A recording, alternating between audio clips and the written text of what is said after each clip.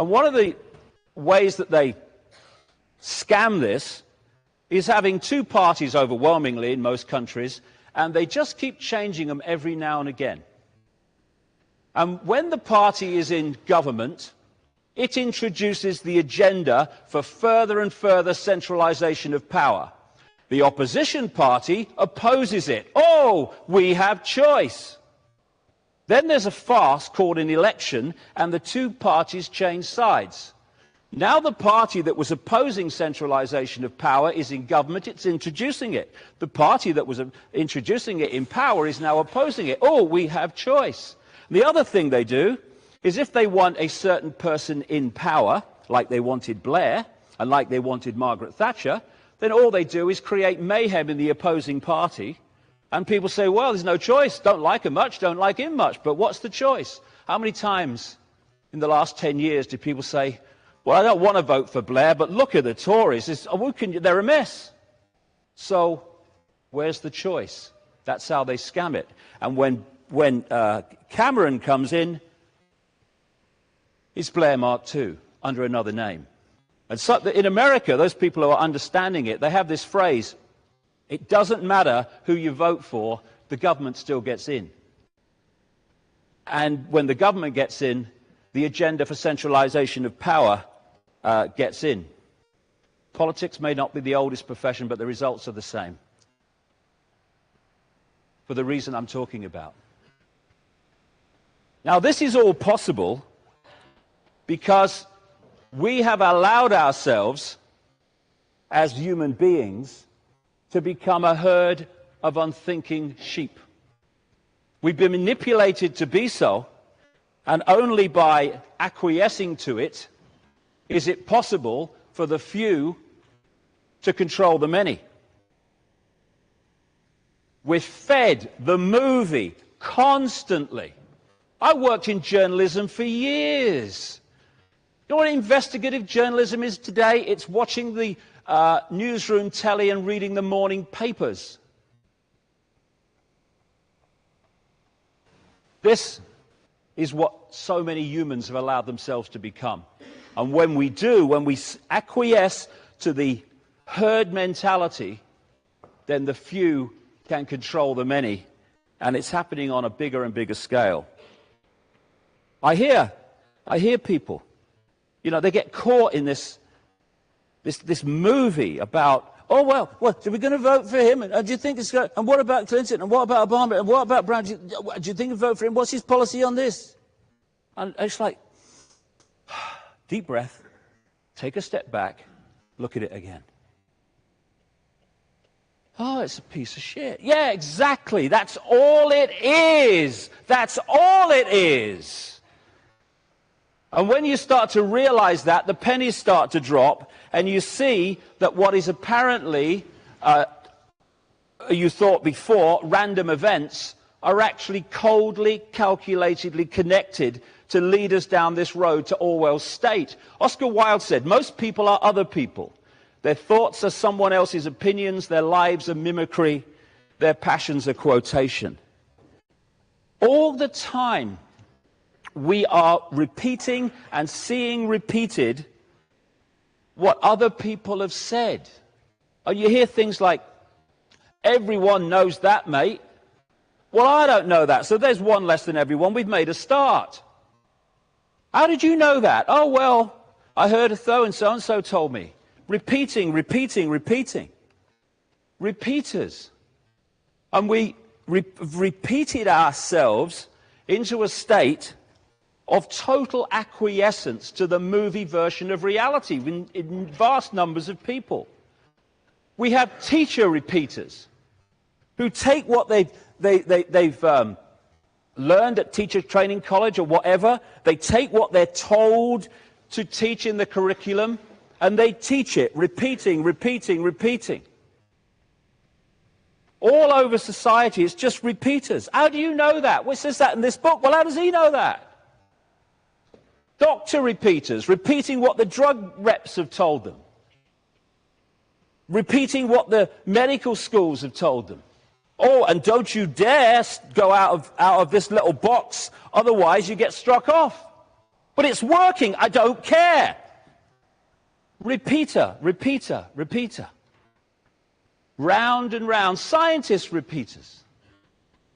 We've got scientists repeating the song sheet. Global warming goes by carbon emissions because it says so.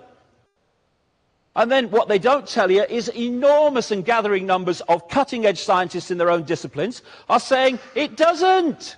It's the sun. Isn't that amazing? The sun has a connection with Earth temperature. Ooh. Repeater, repeater, repeater. Then there's journalists. Ooh. Classic repeaters. You see, what real journalists do is they take the official version of events and they look at it and they see if it stands up, and then they communicate that to the people. What repeater journalists do, 90-odd% these days, unfortunately, is they take the official version of events and they turn around and they pass it on to the people. And so instead of being journalists, they are simply public relations officers for the official version of events and life. And then there's politician repeaters. These politicians who don't say what they believe, don't stand up for what they believe, because that, if they go against their party, will mean that they won't progress and become a minister and their careers will be affected. So they become voting fodder for the tiny few who are deciding what's going to happen.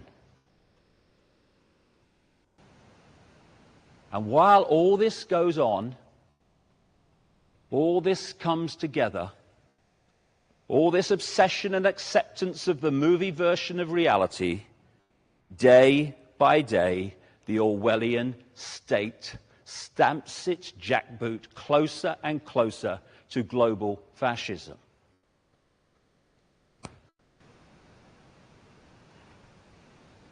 H.L. Mencken again said, "The most dangerous man to any government is the man who is able to think things out for himself. Almost inevitably, he comes to the conclusion that the government he lives under is dishonest, insane, and intolerable." Why is that? Because governments are not there to serve people.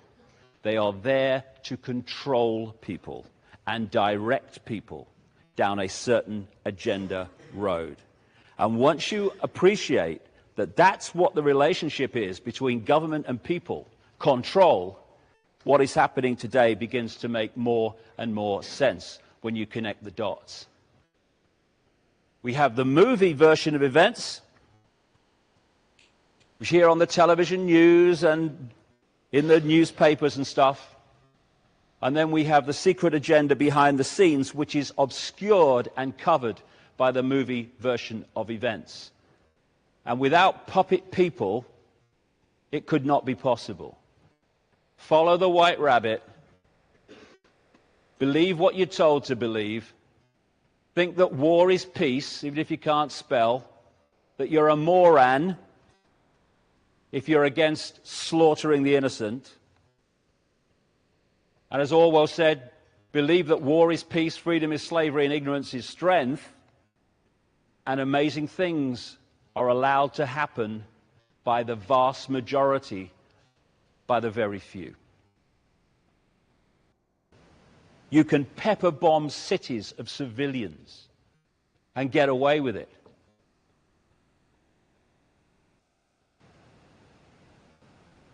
This is what they don't want you to see. What's really happening in these wars of freedom. That's what's really happening. What do they want you to see? Hey, here's a game show. Watch this. Shut up. Hey, honey, I think he's going for the car.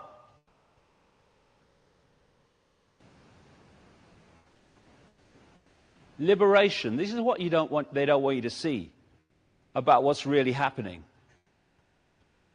Instead, let's have a moral debate about Janet Jackson's breast at the Super Bowl. I'm morally outraged that this should happen. There was a moral outrage across America when this happened at the Super Bowl a couple of years ago or so. Where's the moral outrage? Where's the real immorality? This is what depleted uranium does to Iraqi kids. But never mind, hey, Jerry Springer's on. Hey, we've got some boneheads here being manipulated to have a fight on live television. Hey, honey, he's going to hit him. It's a mind game. People said in very large numbers in the early 1990s that I was crazy, insane, having a midlife crisis. I'm sure many people still think the same. But I tell you what, if I am seen as sane by a world this crazy, I'm disappointed.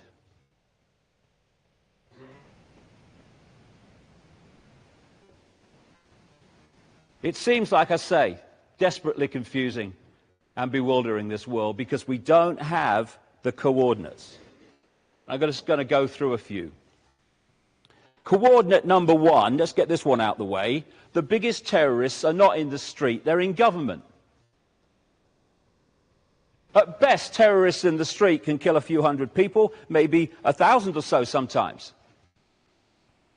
What they can't do is impose sanctions on Iraq during the 1990s, which according to UN figures alone cost the lives of 500,000 Iraqi children.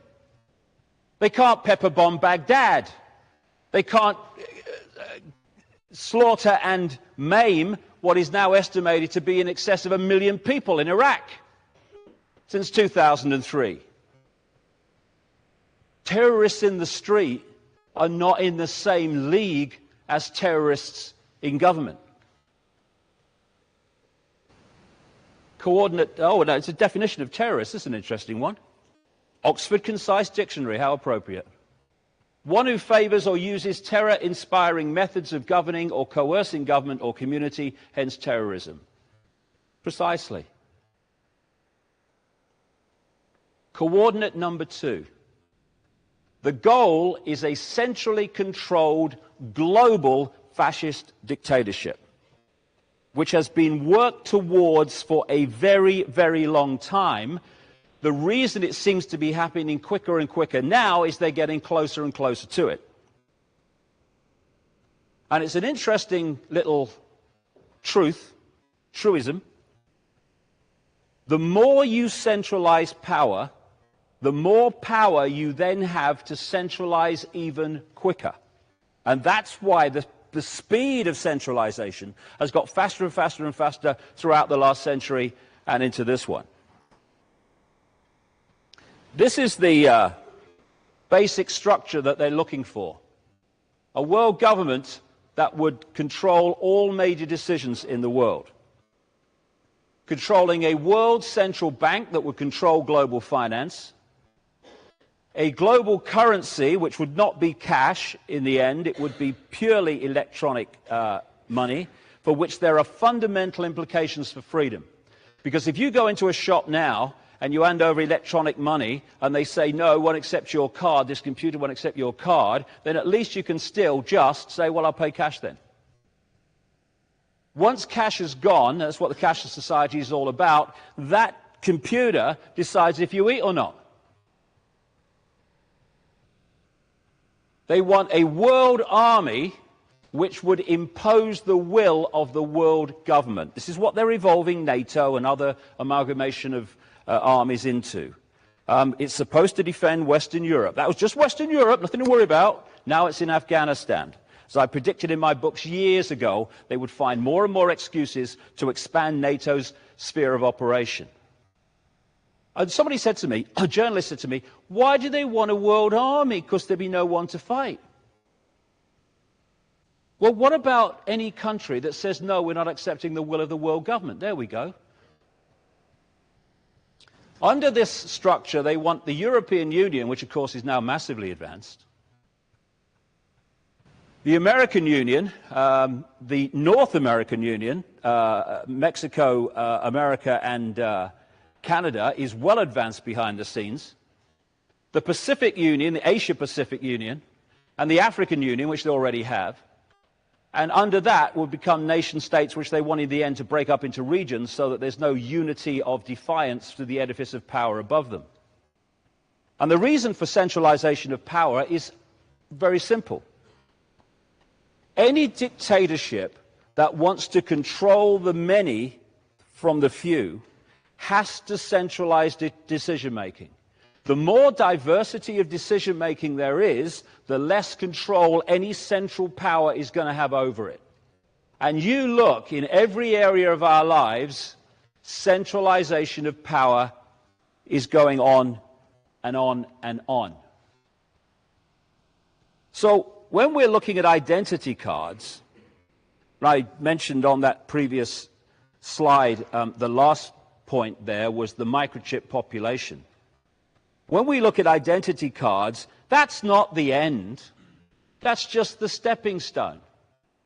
I said years ago, way back in the early 90s, to much hilarity, that the agenda was to create a microchipped population linked to a global computer. Well, people ain't laughing anymore because microchipping is becoming more and more prevalent. The ID card is only part of the move towards it.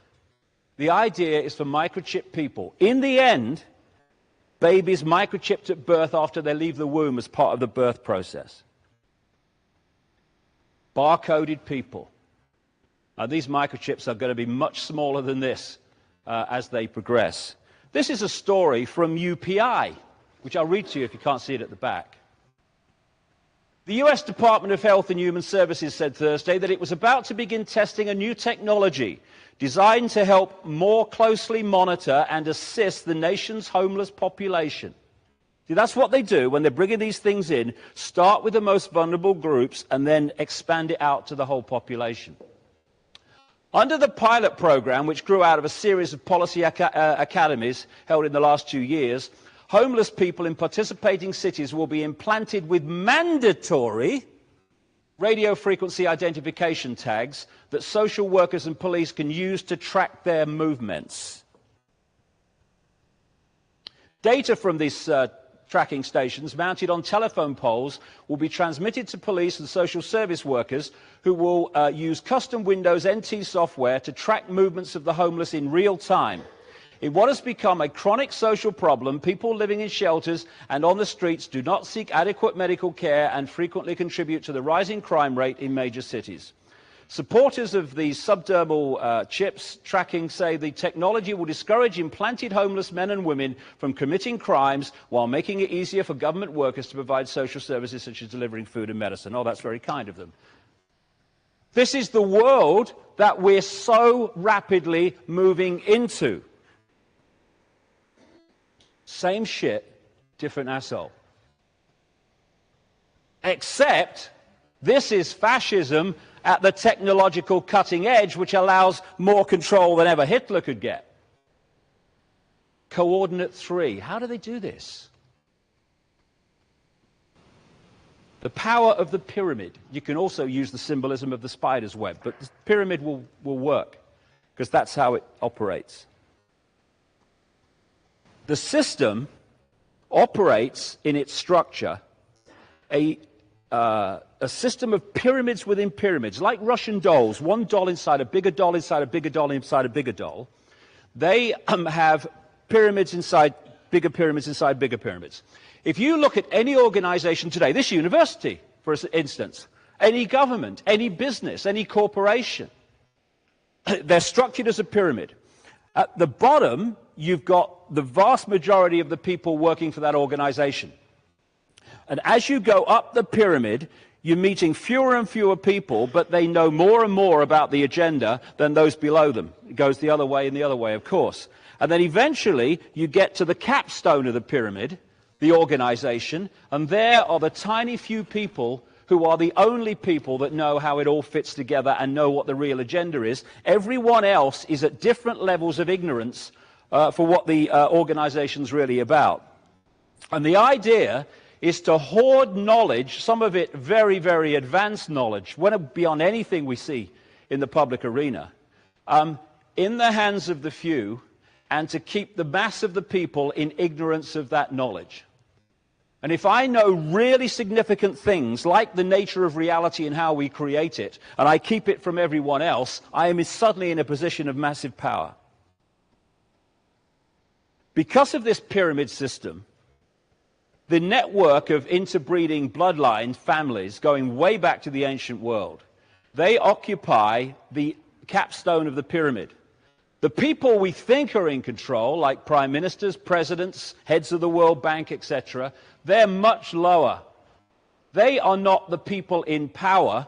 They are the people who are placed in positions to administer into reality the policy dictated from the shadows, from people that the mass of the population have no awareness even exist, let alone how they're manipulating the system. So people focus on Bush, and they say, oh, it's Bush, he's a vehicle. He's not Big Brother. He's just a guy who's placed in a position of power for a short period of time, 8 years or so, and then he'll be replaced by someone else who will do the same job. What doesn't change is the force behind the people we see who are dictating the policy, which is why the policy doesn't change when governments do. This is the pyramid within pyramid system. The banking system is a pyramid. You go into a bank, the person you hand your check over to won't know what's happening in the bank manager's office behind them. He won't know what's happening at the next level and the next level until you get to the clique at the top of the bank, and they're the only people that know how all the different contributions fit together.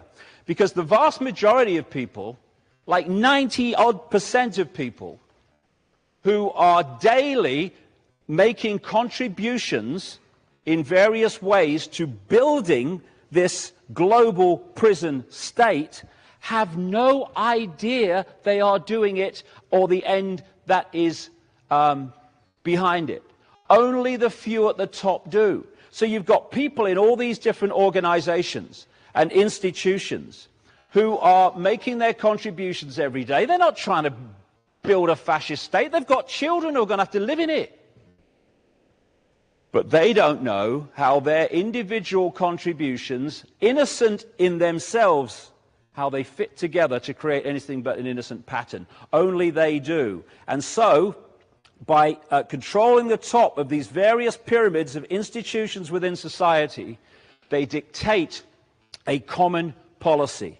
And at the heart of that is the constant and incessant centralization of power, so the few have more and more power with every passing week.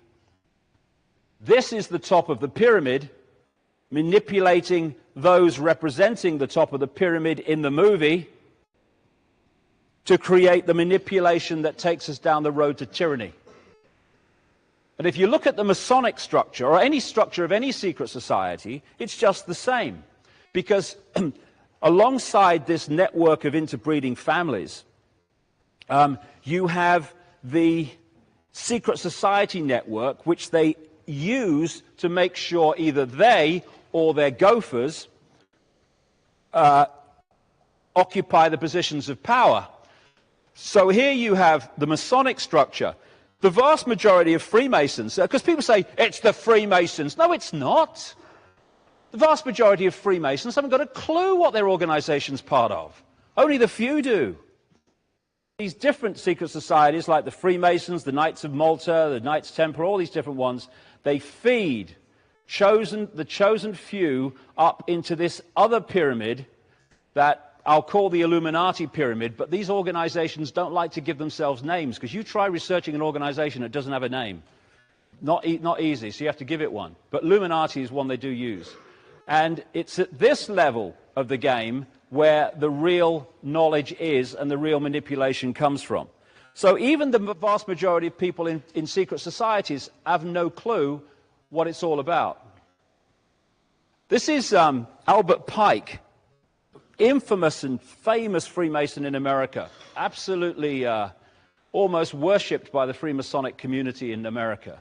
And he said this: "Fictions are necessary to the people, and the truth becomes deadly to those who are not strong enough to contemplate it in all its brilliance. In fact, what can there be in common between the vile multitude and sublime wisdom? The truth must be kept secret, and the masses need a teaching proportioned to their imperfect reason." That is exactly the game. to keep that knowledge in the hands of the few and the mass of the people in ignorance of that knowledge. Coordinate 3, techniques of manipulation that take them along the road to this Orwellian state. If I've made any contribution at all in the last 20 years, I think one of the things that has had the biggest impact was to invent the term problem, reaction, solution for something that was known before as the Hegelian dialectic.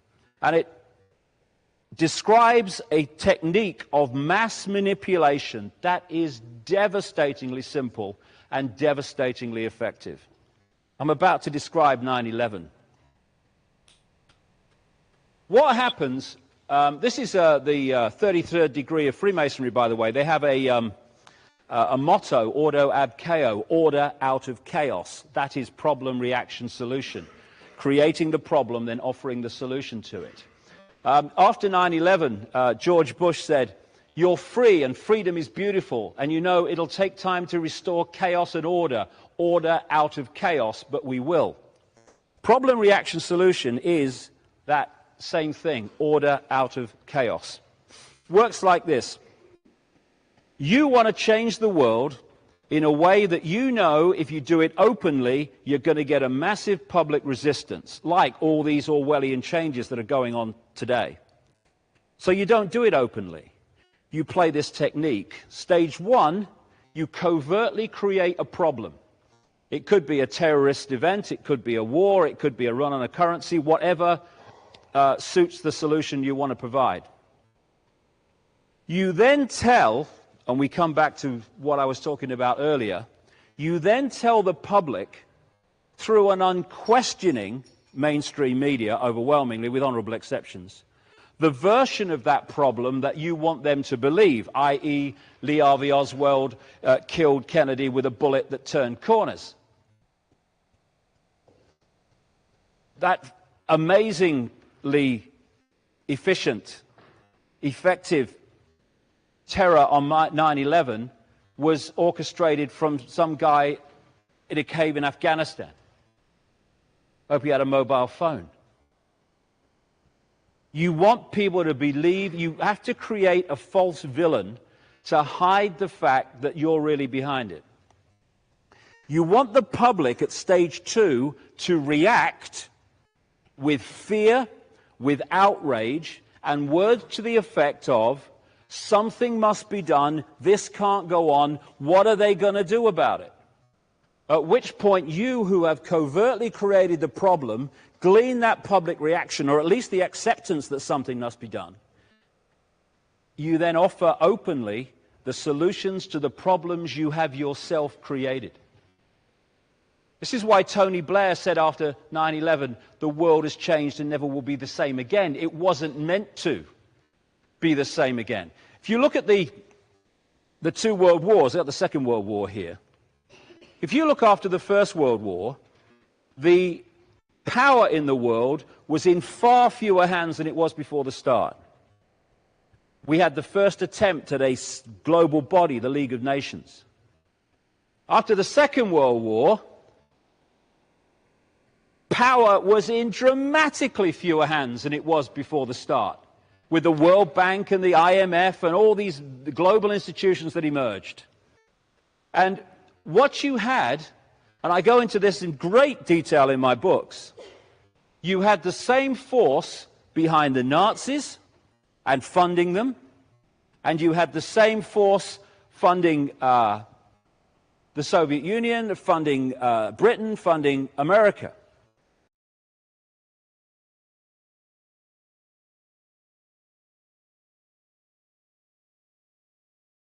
Yeah. I'm not even sure It's a PDF, right? it's a PDF, but I forgot how it's labeled. It was Wells Fargo level. Yeah, that's the Wells Fargo. There you go. There you go. I want to show you something. Now I'm going to show you what I did. I'm going to show you what I did. All right? And please, for those who are watching me live on YouTube, my email is morishdivan@gmail.com. Please consult with me. Stop taking information, misapplying it, and just send it to me like I got time for that. I'm showing you how to apply it. Again, I'm giving you knowledge for application, not knowledge for information. So please consult with me. Let me show you. You have to scroll up, Noble, because it should have been the first letter. That's the response. Keep going. He got it backwards. The brother who sent it to me with it back. Go ahead, stop right there, right there, right there. Look what it says right here. Stop. You see what I just did? Certified term receipt. This is going back. What year, y'all? 2012. 2012? You're paying attention? Yeah. This is 2018, right? Yeah. So at 2012, who was doing this? You. Other than me. Look what it says here. Notice of what? Prospectus payout. Because the Security Exchange Commission, I need some Sunday lotion.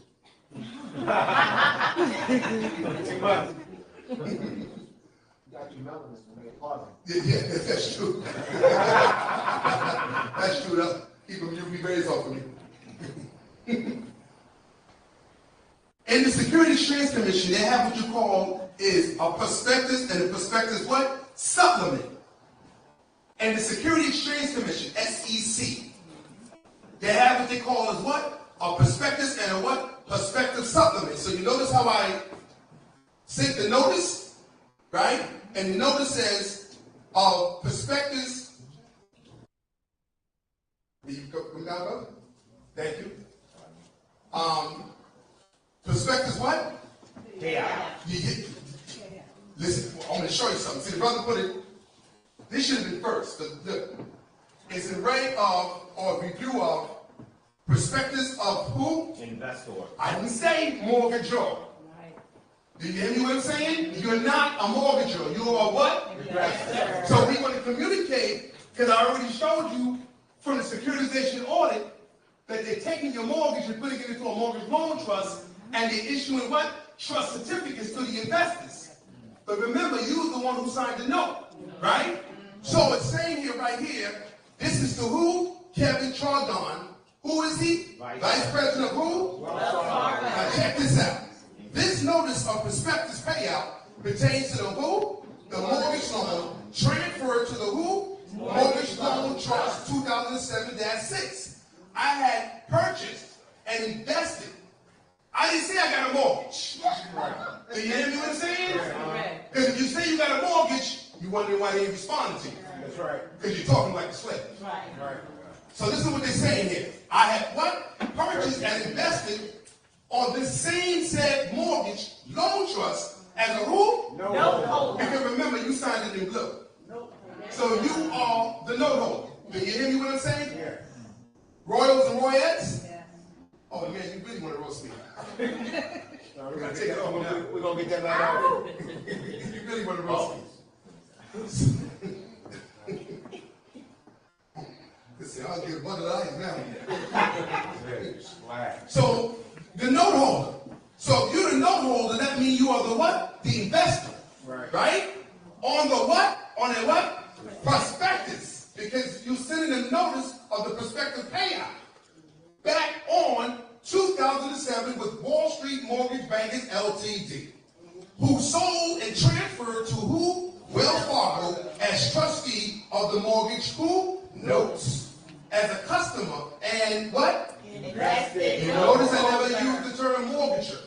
That's right. You notice that, right? Invested note holder. I did not receive what? Pecuniary who? Or any dividends on the what? Do you see the language? Yeah. See, that's for the people who's watching me drafting up their own writs and wondering why they're not even getting the result that you're supposed to get.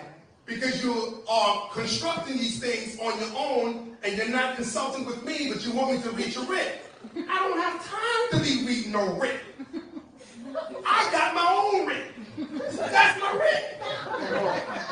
So check it out. Check out the language. Pay close attention. And by the way, please, don't take my intellectual property and put it on YouTube.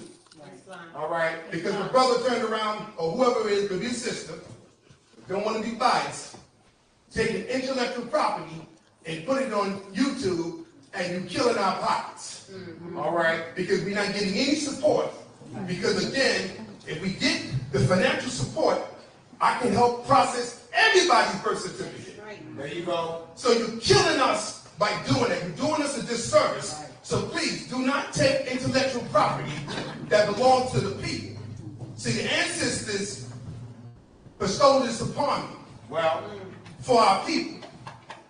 So this is not for your own individual personal needs. What I'm dropping here tonight is for us, not for me, myself, and I. Because if it was for me, myself, and I wouldn't be here. So let's continue to go further. So let me show you how we're going to hit the vice president over the head. As a customer and invested note holder, I did not receive pecuniary profits or any dividends. You see that? That's that 1099 DIV or the 1099 INT or the 1099 OID. Do you hear me what I'm saying? Prospectus purchase. I am inquiring if there are any FINRA regulatory violations of sharing my accounts with any other who? Investor. Other than my invested who? Interest. It is important that your office address this matter, for I am strongly seeking to file a who? Complaint. With the who? Securities Exchange Commission. The reason why is because the Securities Exchange Commission, which is SEC, right? FINRA is the law enforcers for the Securities Exchange Commission. They're the ones who go after them. That's why I read Financial Times. When you be seeing Wells Fargo getting hit with $1 billion payout, and Chase and JP Morgan, they be getting hit by FINRA for these violations. So I be reading this from the Financial Times. That's a newspaper that we need to be picking up and buying so we know what time it is. Yes. All right? So this is how you can see how I can write to these people. Not looking at just the Financial Times that I be reading, but also going into securitization audits, right? So I can see what your investments are. Be it credit card, auto loan, student loan, child support, traffic ticket, parking ticket, whatever the instrument that may be. We can go in and see what your money's at and apply this properly.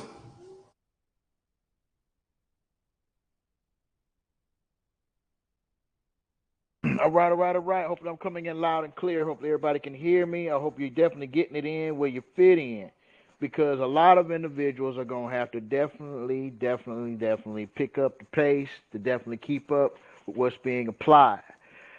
This is accounting, trustee training, ETC, syntax mastery trust training for those that are enrolled. I think by popular demand, sometimes the algorithm does allow the general public to sometimes toggle in. So if you're not presently enrolled in the syntax trust mastery class, but you are actually here, then consider it a blessing, because you may hear something that may motivate you to get more involved into this class for practical purposes. I want you to understand that accounting and the ability to conduct accounting is going to be the thing that's going to get a lot of folks the remedy that they're seeking. But I want to be clear. I don't want anyone doing certain things unless they have a thorough understanding. My job is to offer you the truth, nothing more, nothing less. This is for educational purposes only. Those practitioners who are enrolled into our Syntax Trust Mastery course has the ability, knowledge, know-how, and materials to implement a lot of the things that's being spoken of today. If you don't have those materials nor knowledge, but you simply are engaged into the aspect of what's here, then continue to listen, take notes, and then if you actually want to become more involved and more engaged into putting certain things in practice, you can reach out to our office at 561-873-2125. Leave a message and someone from our staff will reach out to you. But here in the aspect of diversity trust, diversity holdings, and all affiliate networks and institutions, we are in this Syntax Trust Mastery course training for accounting. And let's see what series this is. I think this is accounting and let's see. I did a lot of classes today. Yeah, accounting and notary training is what this is. So again, if you are a notary in good with the state or a civil law notary in practice, you have certain information that can actually make these things applicable. Let's talk about the fact that in order for you to know where you're going, you got to know where you came from. And a lot of this stuff that deals in commerce has its divinity from Uniform Commercial Code. So I'm going to actually from Business Law Text and Case, 12th edition. It's the Ethical Global and Corporate Environment edition, 12th edition manual. So you can kind of see where all this stuff is at. So for new people who are listening in, this is going to be a refresher. For those of you, for new people, this will be new to you. For older people, this will be a refresher. Listen closely so you learn something. So I'm going to take you back to chapter 25. And again, all chapters predicating chapter 25 lead into what we're talking about. I'm going to start with transferability and holder in due course. The reason why I start there is because this is kind of the bridge into very specific processes. With that being said, let me share my screen. And I'm now getting ready to share my screen in that regard. So here we go. I'm now sharing the screen here, which you guys should be able to see my screen in that regard, so you can kind of get in where you fit in with this intel. All right, under chapter 25, where it discusses the transferability and holder in due course, I'm going to give you a list of UCCs, and then I'm going to explain it. And then we're going to go into the accounting and how it's to be utilized. Listen, because if you listen long enough, you'll learn something. It says here, once issued, a negotiable instrument can be transferred to others by assignment or by negotiation.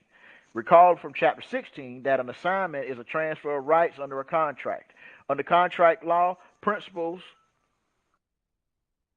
let's be clear, principles, you say under contract law principles, a transfer by assignment to an assignee gives the assignee only those rights that the assigner possessed.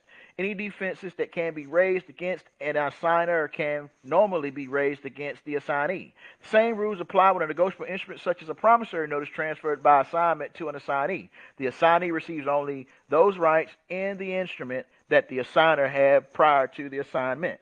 In contrast, when an instrument is transferred by negotiation, the Uniform Commercial Code provides that the transferee, the person to whom the instrument is transferred, becomes the holder, and that's under UCC 201 subsection A. UCC 3 201 subsection A. That means the holder receives at the very least the rights of the previous predecessor. The next UCC is going to be UCC 3-203B, and the next one after that is going to be UCC 3-305. Now watch this. This is UCC 3203 subsection B. But unlike an assignment, transfer by negotiation can make it possible for the holder to receive more rights in the instrument than the prior possessor had. Under UCC 3-305, a holder who receives greater rights is known as the holder in due course. This is the concept upon which we will discuss in this chapter. First, though, we look at the requirements for negotiations and examine the various different types of endorsements that are used when order instruments are negotiated. There are two types of negotiable instruments. There are those that are considered as ordered instruments, and then you have those that are considered bearer instruments. So if we're dealing with the public and private, we'll just say for all intents and purposes, negotiable order instruments typically are public instruments. Negotiated or negotiable bearer instruments are usually private instruments. So that way you kind of know where you're at. So there's two types of instruments: negotiable order instruments, negotiable bearer instruments. Order instruments is for the public, bearer instruments is for the private. As just described, negotiations transferred is the transfer of the instrument in such form that the transferee becomes the holder. There are two methods of negotiating an instrument so that the receiver becomes a holder. The method used depends upon whether the instrument is an order instrument or a bearer instrument. An order instrument contains the name of a payee capable of endorsing, as in paid to the order of Elliott Goodseal. If the instrument is an order instrument, it is negotiated by delivering with any necessary endorsements. Endorsements will be discussed shortly. For example, Will Pack Corporation issued a payroll check to the order of Elliott Goodseal. Goodseal takes the check to the bank, signs his name on the back, which is an endorsement, and gives it to the teller, which is a delivery, and receives the cash.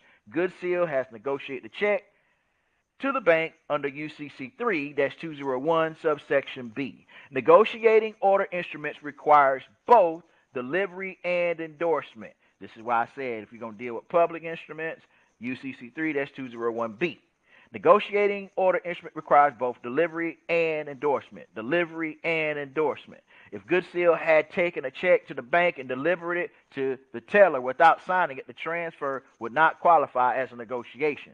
In that situation, the transfer would be treated as an assignment, and the bank will become the assignee rather than a holder. In fact, whenever a transfer fails to qualify as a negotiation, rather the transfer fails to qualify as negotiation because it fails to meet one or more of the requirements of a negotiable instrument, it is treated like an assignment. So, if the negotiated order instrument fails in one manner or the other, then now it's treated as an assignment. Now we come to the bearer instrument. Negotiating bearer instruments. If the instrument is payable to the bearer, it is negotiated by delivery, that is, by transfer into another person's possession. Endorsement is not necessary, and that's under UCC 3-201B. So, do you understand how it kind of switched? So you had UCC 3-201B that gave you what's considered an order instrument if it, quote unquote, requires both delivery and endorsement. That's on the order instrument. And if you're dealing with bearer instruments, if it's a bearer instrument, it only is required to be transferred and delivered, not endorsed. Endorsement is not necessary. So on a UCC 3201B order instrument, signature and delivery. On UCC 3201B bearer instrument, private instrument, it is considered negotiated when it's delivered. That same UCC is applied two different ways for two different instruments. This is where a lot of people, in my opinion, F up because they don't understand the Uniform Commercial Code and or Uniform Trust Code that governs the jurisdiction of their conveyance because it's accounting. Some people believe that you got to get permission to do accounting. You got to have a hearing. You got to go to court. Accounting is peaceful. So whenever you're not doing accounting, you're standing in line, you're going to court, you're arguing, all that jazz, and that's the problem. But that is also the solution. If you understand accounting, you get out of waiting, meaning you're reacting to everything, and you become proactive. See, secure party creditors, in my opinion, are proactive, not reacting. Debtors are reacting. It's as simple as understanding in commerce the word legal and illegal. When you're in commerce and you're understanding certain uniform commercial code, you can equivalate the word legal to taxable and illegal to non-taxable. And taxes are a choice. You can either choose to pay them or choose to receive them. There are order instruments that allow you to receive taxes that are owed. There are bearer instruments that you can utilize as a creditor that will allow someone to discharge their debt with a negotiated bearer instrument. And it's governed by the same Uniform Commercial Code. But again, all I'm offering is the truth, nothing more, nothing less. If you listen long enough, you definitely will learn something. So let's learn something, shall we?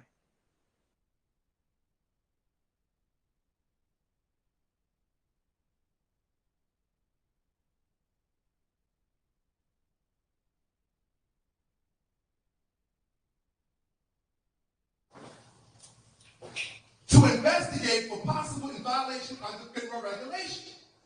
I do acknowledge that American Home Mortgage Services, Inc. is the servicer of the who? Pooling Servicing Agreement, which means, let me stop there for a minute, that's the PSA was what they call that. The Pooling Servicing Agreement, what they mean is that there's certain regulatories in the agreement when they pool assets together. So they're taking your assets, like for instance, you'll hear somebody say, oh my goodness, my birth certificate is $1 billion. Where you getting that from? Who told you? Because when you look up the QSET number, you'll sit up there and say that your birth certificate is worth $1 billion. Who told you that? Oh, well, it's right here. Well, first of all, did you take up this course with these people? I told you I'm the only one that went to 55 Water Street. I'm the only one that went down to the 55 Water Street, the depository trust company, EDC in that building along with all the other parent companies. I went down there to take the course. So if you're not taking the course, you're making statements that you can't even show and prove. And wondering out why you're not getting the result that you should be getting. We have to work together. We can't be diversified all over the place and wondering why we're not moving. So, again, herein attached is Exhibit A of the pooling servicing agreement under the authority of American Home Mortgage Servicing, Inc. Remember now, I'm writing all this to who? Vice President of Wells Fargo, Kevin Trigon. Yes. This is who I'm writing this to. That shows the projective, who? Profits. Made by these what? Contracts. Come on, because we can talk about the laws of contract, because a lot of people don't know the science behind the Uniform Commercial Code. Because the purpose of the Uniform Commercial Code is to show you how to begin to define definitively the laws of contract. The Bar Association back in 1954 put together the Uniform Commercial Code for all the states to be uniform under the laws of contract. Under Article 1, Section 10 of the United States Constitution. That one has a right to contract and not be abrogated. Which means no one can separate you from that contractual agreement, correct? Article 1, Section 10 of the U.S. Constitution. So the entire Bar Association got together in 1954 to put together the Uniform Commercial Code in reference to commercial law and commercial contracts, or the laws of contract, or contract law. Is that cool? I'm going to share something with you so you can see what I'm talking about. Because people don't know how to define that. So Mr. Brown is willing to amicably come to a what? Resolution settlement to resolve this financial mishap and error. Please contact me at the above address. You can scroll down. All right? This is what you're going to look at. This is Exhibit A. This is the limited power of attorney. All right. Wells Fargo's successor by merger to Wells Fargo Bank, Minnesota. All right. Northwest. I'm good. Northwest Bank, Minnesota, N.A. company hereby irrevocably constitute and appoints American Home Mortgage Services. That's why I had to read that to you. I didn't want to skip over that because we was addressing this American Home Mortgage Services. Because it's hereby irrevocably constitute and appoint to American Home Mortgage Services. By the way, that's the DBA for Wells Fargo. I did the research. That same company, American Home Mortgage Servicing, is Wells Fargo's DBA. That's right. That's their subsidiary who's operating on their behalf. So that's why I'm showing you. And you see what it says, limited power of attorney? All right. So I just had to show you that. And any other office or agent thereof with full power of substitution, as it is true and lawful, attorney in fact with the power and authority in the places instead of the company, and in the name of the company and in its own name, from time to time, in American Home Mortgage discretion for the purpose of servicing mortgage loans, to take any and all appropriate actions and to execute, which means they're operating as the administrator, any and all documents and instruments which may be necessary or desirable to accomplish the purposes of servicing mortgage loans. And without limited and generality, of the foregoing, the company hereby gives American Home Mortgage Servicing, Inc. the power and right on behalf of the company without assent by the company to do the following, to the extent consistent with the terms and conditions, very important, because that's the same language that they use in the title insurance policy, of the who? Pooling Services Agreement, as I was saying to you earlier. This is the reason why I was breaking that down from the securitization order. All right? And this is what they gave this company. This is what Wells Fargo gave this company called American Home Mortgage. All right? And they got to be consistent with the terms and conditions of the Pooling Services Agreement attached here to as Exhibit A, the agreement. All right? So you can scroll up, because I don't want to read all that. We got a lot of, you know what I'm saying? You see, hold on, go back down. You see, look. Wells Fargo as trustee under agreement. And look who's the vice president. You see what I'm saying? The assistant secretary is Kathy Day. Hajra Ahmed. You should know better than that. That shirt More. That's sure. He should know better than that. You know what I'm saying? He being Muslim. All right, you can scroll. All right. Keep scrolling. You see where they at, right? State of Maryland. City of Baltimore. See? Yeah. Keep scrolling. Keep scrolling. Not so fast. Not so fast. You see? Look, American Home Mortgage Investment Trust. You see? You see all these are nothing but investments. See Merrill Lynch? Keep scrolling. Keep scrolling. Option 1 Mortgage Loan Trust. You see Merrill Lynch Mortgage Investors Trust.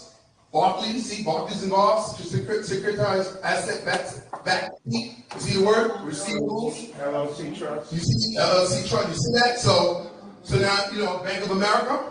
They involved. You see what I'm saying? Equity Loan Trust. You see what I'm saying? So I just want you to see what's going on here. Master Asset. See, Master. That's Master Asset Backed Securities Trust. That's UBS. All right? They're showing you right here. All right, so you can, all right, you can go all the way back to the top.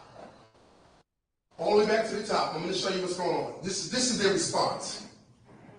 All right, I don't think it's going back too far to the top, but let me see. All right, yeah, this is the top. Now, you can scroll down a little bit. All right, now you see, look at the letter dated, April 17, 2012, right? They're addressing Mr. Brown. All right, in reference to your letter dated April 17, 2012, right, sent to Kevin Trogdon, please complete the attached holder verification form. You hear that? You hear that? You see the response? Because earlier I wrote no holder. So their response is the holder verification form. You see the response? Yeah. For those on Facebook, you see the response? Come on with it. So if you want this done right, come on, you have to talk to me. All right? Because it got to be done right, y'all.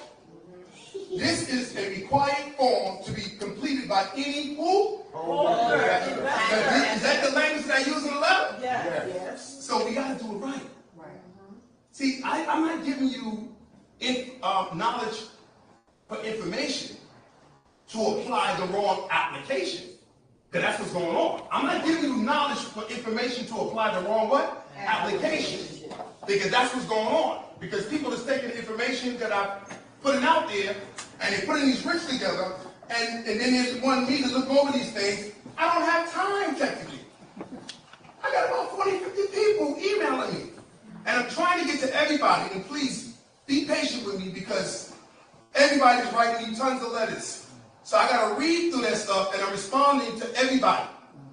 You know what I'm saying? Some I'm getting right away, some of them I'm getting right away. And then I'm doing pleadings and bankruptcies, and I'm oh my goodness.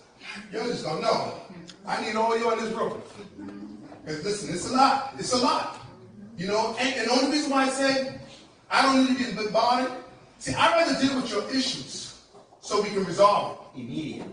That's what I'd rather deal with. I really don't want to be reading too much of people's stuff because, you know, I will read it, but I just want you to know when you're eating up my time.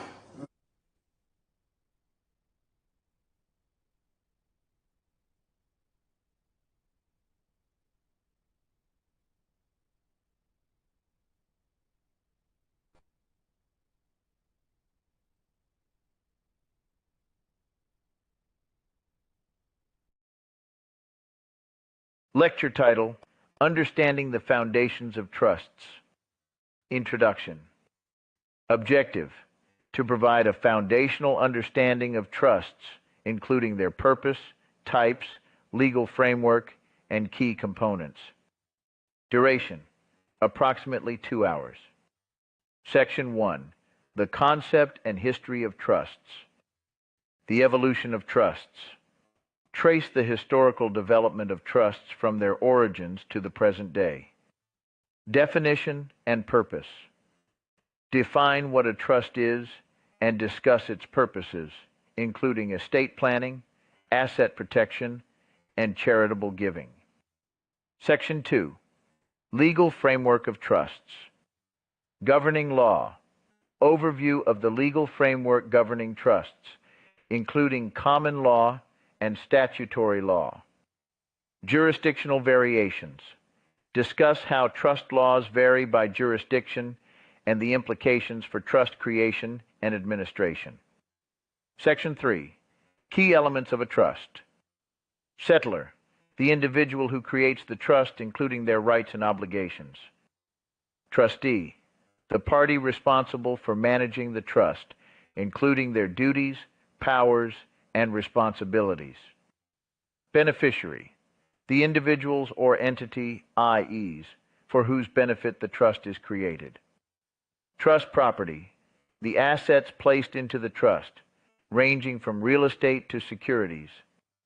Trust instrument, the legal document that establishes the trust and outlines its terms. Section 4. Types of trusts. Revocable versus irrevocable trusts, differences, advantages, and disadvantages. Living versus testamentary trusts, when they come into effect, and their uses. Specialized trusts, charitable trusts, special needs trusts, and spendthrift trusts, among others. Section 5. Creating a trust. Steps to establish a trust, from choosing the type to drafting the trust document. Choosing trustees. Considerations for selecting individual versus institutional trustees. Funding the trust. How assets are transferred into the trust. Section 6. Trust administration. Trustees' role and responsibilities. Detailed discussion on the administration of the trust, including asset management, distribution to beneficiaries, and fiduciary duties. Compliance and reporting. Legal and tax obligations associated with trust administration. Section 7. Benefits and limitations of trusts. Advantages, asset protection, estate planning benefits, and tax considerations. Limitations and risks, cost, complexity, and potential for disputes. Section 8. Case studies. Real-world applications. Examination of case studies to illustrate how trusts are used in various scenarios, including estate planning, charitable giving, and asset protection. Conclusion. Summary of key points. Recap the fundamental aspects of trusts covered in the lecture. Future trends. Discuss emerging trends in trust law and practice. Q&A session. Open floor for questions and discussion. Suggested readings and resources. Provide a list of recommended books, articles, and online resources for further study. Section 1. The concept and history of trusts. Example, the concept of a trust can be traced back to the medieval era, where it emerged as a means for crusaders to convey the management of their estates to a trusted individual while they were away. This historical context highlights the trust's foundational purpose, to manage and protect assets on behalf of another. Section 2. Legal framework of trusts. Example, in the United States, trust law is primarily derived from the English common law system, but has evolved through statutes and court rulings. For instance, the Uniform Trust Code, UTC, has been adopted in several states, standardizing trust law across jurisdictions to some extent. Section 3. Key elements of a trust. Example, consider a trust established by a parent, the settlor, for their child's education. The parent transfers $100,000 into the trust, appoints their sibling as the trustee, and names the child as the beneficiary. This scenario encapsulates the trust's key elements: settlor, trustee, beneficiary, trust property, and trust instrument. Section 4. Types of trusts. Example, a revocable living trust allows the settlor to retain control over the trust assets during their lifetime and specify how the assets should be distributed upon their death. This flexibility makes it a popular choice for estate planning. Section 5. Creating a trust. Example, when establishing a trust, the settlor must decide on the type of trust, draft a trust deed outlining the trust's terms, select a trustee, and transfer assets into the trust. For example, if someone wants to create a trust for their grandchildren's education, they would need to clearly define how and when the funds should be distributed for educational expenses. Section 6, Trust Administration. Example, the trustee of a charitable trust must manage the trust assets to generate income for charitable activities, distribute the income according to the trust terms, and comply with reporting requirements to maintain the trust's tax-exempt status. Section 7, Benefits and Limitations of Trusts. Example, trusts offer estate tax advantages, such as reducing the taxable estate through timely distributions. However, they can be costly to establish and require ongoing management fees, highlighting a balance between benefits and limitations. Section 8, Case Studies. Example 1. A special needs trust is established to provide for a child with disabilities. The trust is structured to supplement, not replace, government benefits, ensuring the child's long-term financial security without jeopardizing eligibility for public assistance. Example 2. An individual establishes a spendthrift trust to protect their heirs' inheritance from creditors and poor spending habits. The trust restricts the heir's access to the funds, with distributions made at the trustee's discretion or according to specific terms set in the trust deed. Foundations of Trusts, a comprehensive overview. Introduction to trusts and their legal framework.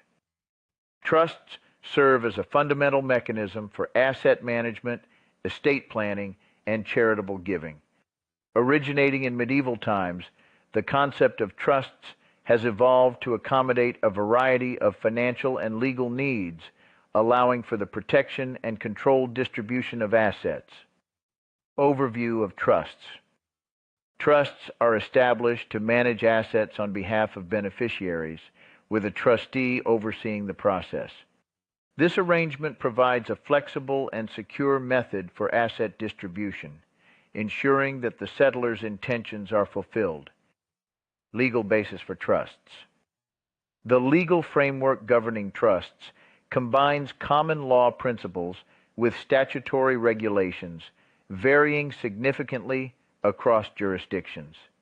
The Uniform Trust Code, UTC, exemplifies efforts to standardize trust law, offering a cohesive guide for trust creation and administration. Key elements of a trust.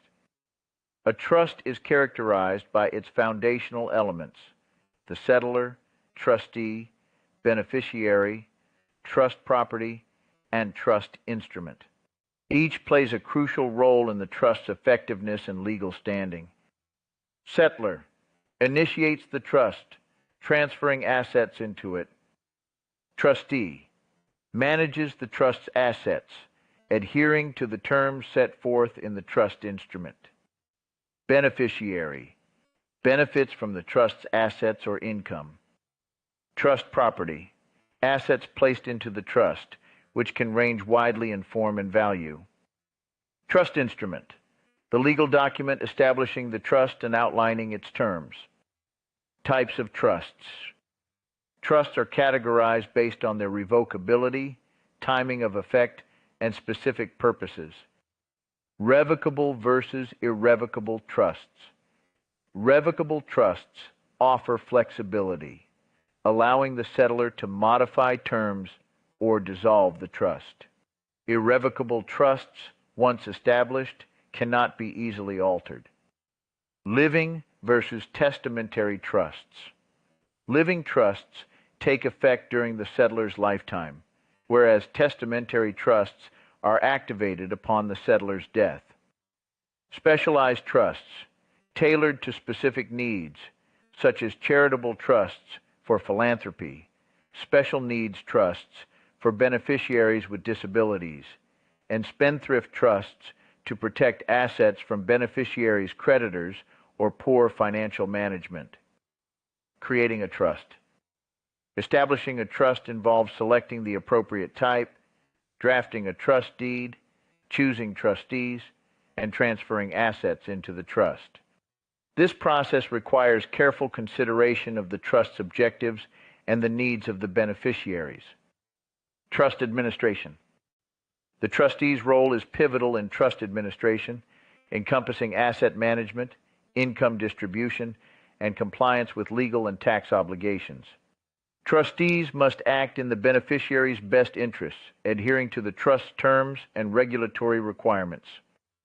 Benefits and limitations of trusts. Trusts offer numerous advantages, including asset protection, tax benefits, and estate planning flexibility. However, they also present challenges, such as potential costs, complexity, and the risk of disputes among beneficiaries or between beneficiaries and trustees. Case studies. Special Needs Trust. A special needs trust exemplifies how trusts can provide for beneficiaries without affecting their eligibility for public assistance. By supplementing government benefits, the trust ensures the beneficiary's financial security and quality of life. Spendthrift Trust. A spendthrift trust demonstrates the use of trusts to protect beneficiaries from their own financial imprudence or external creditors. By restricting access to the trust's assets, the trustee can manage distributions in a way that preserves the trust's principle and supports the beneficiary's long-term needs. Conclusion. Trusts represent a versatile and powerful tool for asset management, estate planning, and charitable giving. Understanding the foundations of trusts, including their types, creation, administration, benefits, and limitations, is essential for anyone involved in trust establishment or management. Through careful planning and execution, trusts can effectively meet the settler's objectives and provide for beneficiaries in a controlled and protected manner.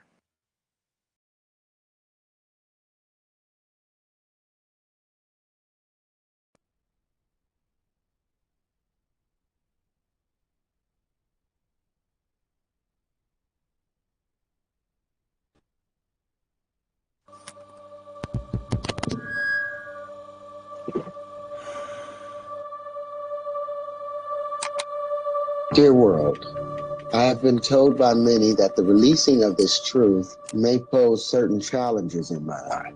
For there are many institutions that this truth will be viewed as disruptive to their system of profit and gains. I want to live a happy and peaceful life, and I pray for longevity.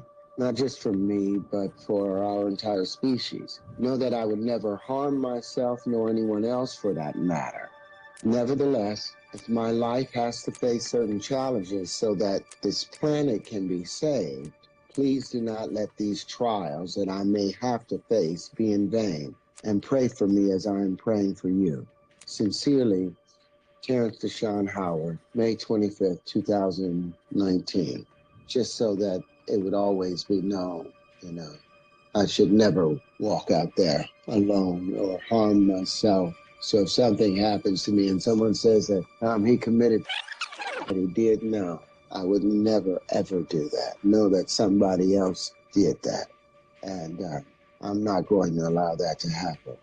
What you are about to encounter will challenge and potentially redefine your perception of reality.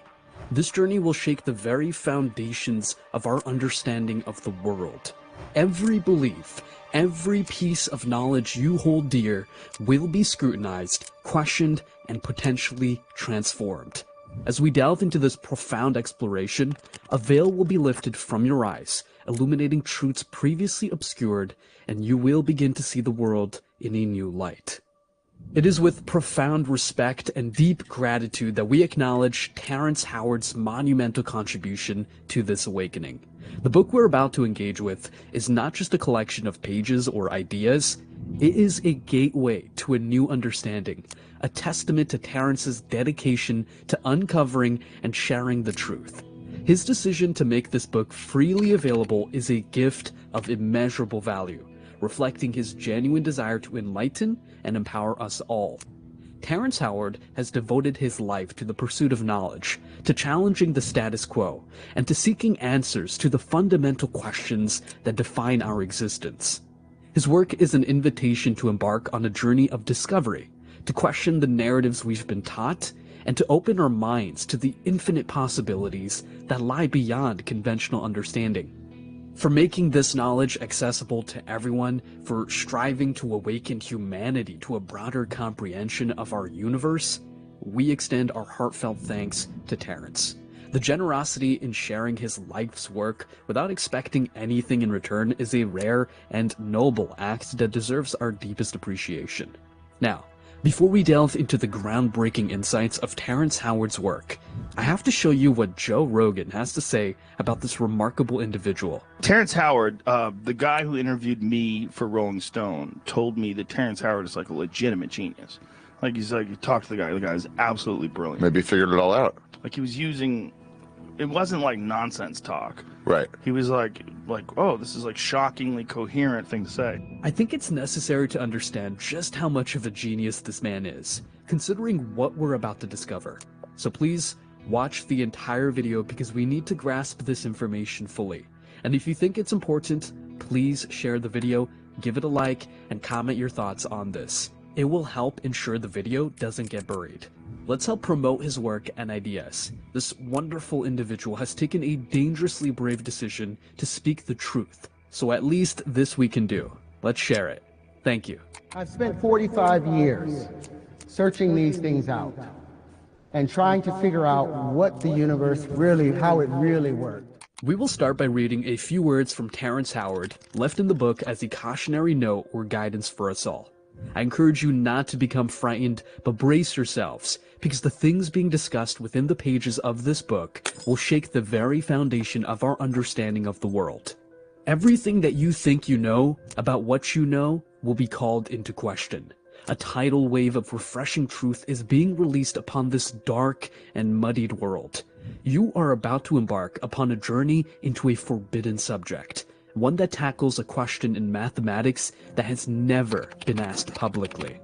It is a subject considered so taboo that not one paper or book has been written upon this topic in modernity. If the information in this book is heeded, then this species called mankind will have the keys necessary for an eternally sustainable existence. If not, this species will suffer the same fate as the trilobites that crawled across the ocean floor some 500 million years ago. Extinction. Our species will pass away and be remembered only for our ignorance. That is, of course, if our fossils survive long enough for a more advanced race to find them. The truth is that everyone is just afraid of this topic because of the potential consequences associated with disclosing the true value of the number 1. Also, the fears associated with exposing the inconsistencies that govern the current practices of multiplication, division, and how these are applied to science. Unfortunately, every country in the civilized world has their economy rooted in the value that has been placed upon the number 1. And from its valuation, the world calculates interest rates, salaries, tariffs, taxes, etc. All of these calculations are based upon how the number 1 is multiplied and divided. As a result, the world's math makes dollars, but it doesn't make sense. And I think it's time to start right at the very beginning and walk through this thing. So the question for the Church of Truth, Love, and Consciousness and all those listening, does $1 times $1 equal $1, or does $1 times $1 equal $2? I have never seen anywhere in the universe where an action times an action doesn't have a reaction. So now that's why we need to discuss this and examine it and how they came up with this strange number which is illogical, because a length times a length has to have an area. So you can't have a 1 times 1 equaling 1, because now what happened to the length times the length? The area is no longer in existence. Terrence starts by posing an intriguing question. Money can't be multiplied, or can it? A penny times a penny equals what?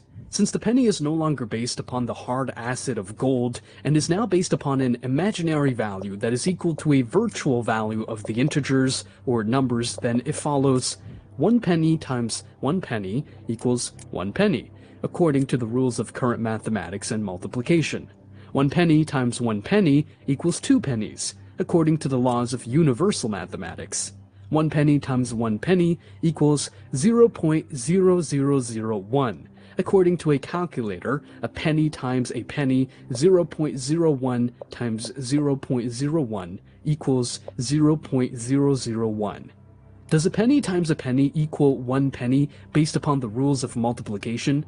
Or does a penny times a penny equal 0.0001 based upon our current decimal system? A value so small that there isn't even a currency circulated for that amount by the U.S. Department of Treasury. All calculations shown here are reasonable forms of multiplication, but which one remains consistent with observed universal phenomena? How would you like your money calculated? A nickel times a nickel equals what? A nickel is equivalent to 5 pennies. Then a nickel times a nickel should also equal a quarter. A nickel times a nickel, according to the calculator, is 0.05 times 0.05 equals 0.0025. Again, a value so small that there is not a currency circulated to represent it. How would you like your money calculated? A dime times a dime equals what? A dime is equivalent to 10 pennies. A dime times a dime should be equivalent to 10 pennies times 10 pennies. 10 pennies times 10 pennies is equivalent to 100 pennies, which is equal to $1. But a dime times a dime equals a penny according to a calculator. 0.10 times 0.10 equals 0.01. How would you like your money calculated? What is a quarter times a quarter? A quarter is equal to 25 pennies. Therefore, a quarter times a quarter equals 25 pennies times 25 pennies, which equals 625 pennies, which is 6.25 US dollars. Yet a quarter times a quarter, according to the calculator, is 0.0625. 0.25 times 0.25 equals 0.0625. How would you like your money calculated? Allow me to enlighten you. If 4 over 2 is the inverse operation of 2 times 2 equaling 4, then it would naturally follow that 2 divided by 1, or 2 over 1, is the inverse operation of 1 times 1 equaling 2. So let's talk about this. What does your common sense tell you about these two scenarios? What do they have in common, and what are their differences? Division. The number 4 is divided by 2 twice. And the truth is, the number 2 is divided by 1 twice. The proof of that, if you had $2 and split it between 2 people, you would have to give each person $1 in order for it to be even.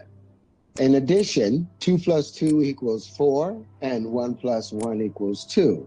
Subtraction, 4 minus 2 equals 2, and 2 minus 1 equals 1. Multiplication, 2 times 2 equals 4, and 1 times 1 equals 1. Does that make sense to anybody there? Does that seem like it's following any similar line of congruency? I mean, can you see where the mistake has occurred? Both of these scenarios are identical in every way. The only difference exists in dimension alone. If they add, subtract, and divide according to the same ratio, then they must also multiply according to the same ratio, plain and simple. If 2 over 1 is inconsistent with 1 times 1 equaling 1, although 4 over 2 is consistent with 2 times 2 equaling 4, then it should follow that 2 squared equals 4, which it does, and 1 squared equals 2. Yet the math and scientific community tells us that common sense and logic are wrong in this case because of a product of an arbitrary convention called the identity property.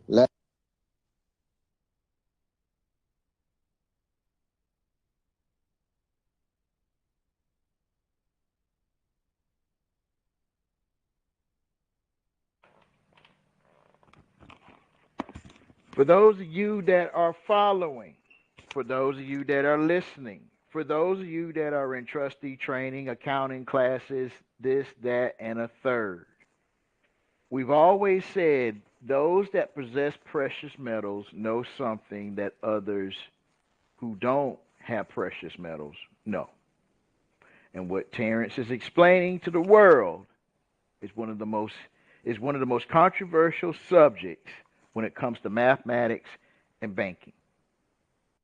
Now again, I don't want to cause a controversy. I don't want to violate the Privacy Act of 1974 because this was actually a free gift by Terrence to the world. I would suggest for those of you that are serious about trusteeship to really explore this in its entirety. If you want more exclusive content pertaining to what Terrence is talking about, this information can be found on SP Network. For those of you that actually have access to a Roku device, you can simply go into that device and put in S as in Sam, P as in Paul, the word network, all one word, capital S, lowercase p, capital N in network, then everything else lowercase, SP Network. You'll get an app that you can download directly on, and more content like this is freely available in that regard. For those of you that may not have those devices, you can reach out to us at 561-873-2125, and someone from our illustrious staff will definitely reach out to you to definitely get you what you need so you can get this information. Now, what I'm going to do at this point, because I have a limited time, because we're on the dawn of Jumar, is I'm going to allow one to really understand that multiplication is a variation of addition. So there has been a strategic fundamental flaw in how you value certain things. You were never taught the true value of certain things. You were only pushed to know the cost. If one knows the cost of something without knowing the value, then you end up into this equation. Again, natural law is very clear. Arbitrary means have been implemented because mankind has decided that they would go a different route, trying to outwit the natural parameters of things. And that only takes you so far.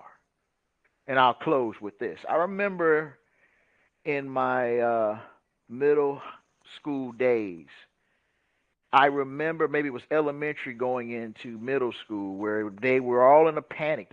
The teachers were all in a panic because they was about to go to a new metric system, if they will. We would have to go from a standard to a metrics. I remember the schools prepping every student about going from a standard level of measurement to a metric system. I remember all the schools pushing this curriculum. We took test after test after test, and then all of a sudden, for some reason or another, they decided to keep the United States students on the standard measurement, while the rest of the free world, especially over in Europe, they're on a metric system. I hope you're picking up what's being put down. In the aspect of accounting, I want you to understand this. I want you to look at your silver. If you have a silver coin, I want you to pull it out and look at it. Because what Terrence just described is right in your face. How can that silver eagle be called a dollar? And supposedly and allegedly, that dollar is the equivalent of the paper dollar. Like, isn't the paper Federal Reserve note called a dollar? So how can the silver eagle be called a dollar? It's called a dollar also. And it's supposed to be equivalent, right? If it's the equivalent, how come if you had to use fiat to acquire the silver, that same $1, if it was equivalent, you could take a paper dollar and exchange it for a silver dollar. How come it takes 32 or more? And with that, I'm going to say peace and love, family. Peace and love.